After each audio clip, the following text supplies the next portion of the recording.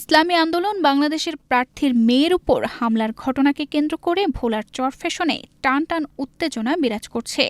এই হামলার জন্য জামায়াত ইসলামীর নেতাকর্মীদের দায়ী করেছে চরমোনাই পীর সাহেবের দল ইসলামী আন্দোলন। তবে এমন অভিযোগ নাকচ করে উল্টো তাদের কর্মীকে মেরে নাক ফাটিয়ে দেওয়া হয়েছে বলে দাবি করছেন জামায়াত। করোনা বা যে কোনো ভাইরাসের এগেইনস্টে ফাইট মানি ব্যাকট্রলের লেফট রাইট। নির্বাচনী প্রচারণার সময় ভোলা ৪ আসনে ইসলামী আন্দোলনের প্রার্থী AKM কামাল উদ্দিনের মেয়ে মারিয়া কামাল সহ ৩ জনের উপর হামলা হয়েছে বলে দলটির পক্ষ থেকে অভিযোগ করা হয়েছে। একটি ভিডিওতে দেখা যায় কয়েকজন মিলে এক ব্যক্তিকে মারধর করছে। এ সময় তাকে বাঁচাতে চেষ্টা করছিলেন ইসলামী আন্দোলনের প্রার্থীর মেয়ে মারিয়া কামাল। এই ঘটনায় জামায়াত ইসলামের প্রার্থী মোস্তফা কামালের কর্মী সমর্থকদের জড়িত থাকার অভিযোগ করছে ইসলামী আন্দোলন। আমাদেরকে যখন মহিলাদেরকে ভিডিও করলো তখন এবং হেনস্থার স্বীকার করলো, তখন আমার ভাই এবং ফয়সাল আমাদের কর্মী সে একটু বাধা প্রদান করলো, তারা মারপিট শুরু করে দিল, সেখানেই তাদের উপর হামলা চালালো।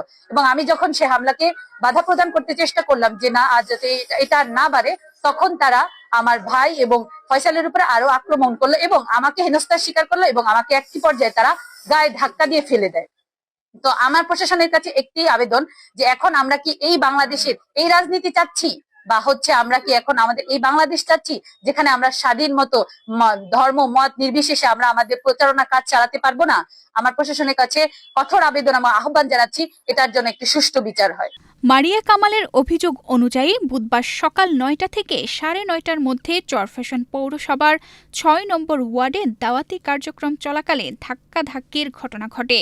এতে মারিয়া কামাল সহ ৩ জন আহত হন। পরে তাদের চরফ্যাশন উপজেলা স্বাস্থ্য কমপ্লেক্সে প্রাথমিক চিকিৎসা দেওয়া হয়। ঘটনার প্রতিবাদে দুপুরে চরফ্যাশন প্রেস ক্লাবে সংবাদ সম্মেলন করে ইসলামী আন্দোলন বাংলাদেশ। পৌরসভা ৬ নং ওয়ার্ডে আমার কিছু মহিলা কর্মীদেরকে নিয়ে দাওয়াতি কাজে নেমেছিলাম সকাল ৯টা বা ৯:৩০টার দিকে। তখন আমরা প্রায় অনেক আমাদের কাজগুলো ঠিক মতো চালাচ্ছিলাম এবং বাড়ি বাড়ি গিয়ে তাদেরকে দাওয়াতি কাজ চালাচ্ছি। ইতিমধ্যে যখন আমরা পথে নামলাম, আমরা রাস্তায় নামলাম, তখন আমাদেরকে দুটি জামাতের ভাই অকথ্য ভাষায় বিভিন্ন রকমের গালিগালাজ অকথ্য ভাষায় কথা বলা শুরু করলো এবং তারা আমাদেরকে বাধা প্রদান করলো আমাদের দাওয়াতি কাজে। তারপর যখন আমার এই দাওয়াতি কাজে বাধা প্রদান করলো, আমার সাথে ছিল আমার ছোট ভাই এবং আমার একজন ইসলামী আন্দোলনের কর্মী ভাই, তখন তারা সেটাকে বাধা দিল এবং তাদেরকে কিছু বাধা প্রদান করলো যে আপনারা কেন এইভাবে অকথ্য ভাষায় আমাদেরকে গালিগালাজ করছেন এবং মহিলাদেরকে হেনস্থা করছেন। হেনস্থার শিকার তখন আমি হচ্ছিলাম। তখন যখন একটু কথা কাটাকাটি হলো, তার মধ্যেই তিনি যে লোকটি ছিল তার সাথে একটি মুরব্বীও ছিল যে আমাদেরকে অকথ্য ভাষায় গালিগালাজ করলো, তার নাম ছিল সোহেল, তার সাথে একজন মুরব্বীও ছিল। তারপর তিনি যখন আমার ভাই এবং আমার যে কর্মী ছিল সে যখন বাধা প্রদান করলো, আমি তাদেরকে সেখান থেকে নিয়ে এসেছিলাম তাদের কাছ থেকে, যাতে আর কথা না বাড়ায়। কিন্তু সেই লোক সোহেল নামে সেই লোক থামলো না। তিনি তার কিছু নেতাকর্মীদেরকে তাদের কিছু কর্মীদেরকে ফোনের মাধ্যমে ডেকে এনেছিল সেখানে। ইতিমধ্যেই তারা উপস্থিত হয়েছিল, তাদের মধ্যে প্রধান ছিল হচ্ছে আলাউদ্দিন নামের এক লোক। তার সাথে কিছু লোক নিয়ে তিনি হোন্ডা দিয়ে এখানে স্পটে চলে আসলো এবং আমাদেরকে হেনস্থার স্বীকার করলো। তবে ইসলামী আন্দোলনের অভিযোগ নাকচ করেছে বাংলাদেশ জামায়াত ইসলামী।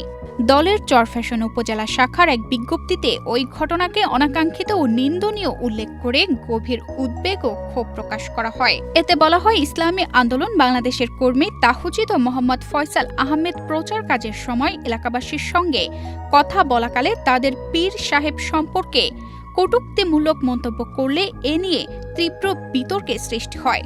উক্ত সময় ঘটনাস্থল দিয়ে যাচ্ছিলেন বাংলাদেশ জামায়াত ইসলামীর কর্মী ও স্থানীয় মসজিদের ইমাম হাফেজ আলাউদ্দিন।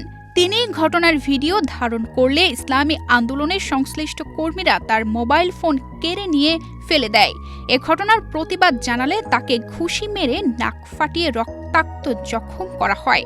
পরবর্তীতে স্থানীয় জনগণ তাকে উদ্ধার করে চরফ্যাশন সদর হাসপাতালে ভর্তি করান এবং চিকিৎসার ব্যবস্থা করা হয়। ওই বিজ্ঞপ্তিতে আরও বলা হয়, পরবর্তীতে বিষয়টি নিজেদের বিপক্ষে যেতে পারে বুঝতে পেরে ইসলামী আন্দোলনের একটি পক্ষ সামাজিক যোগাযোগ মাধ্যমে মারিয়া কামাল নামে এক নারীর মাধ্যমে নারী হেনস্থার মিথ্যা অভিযোগ উপস্থাপন করে, যা পূর্ব ঘটনাকে ধামাচাপা দেওয়ার ঘৃণিত অপচেষ্টা ছাড়া আর কিছুই না।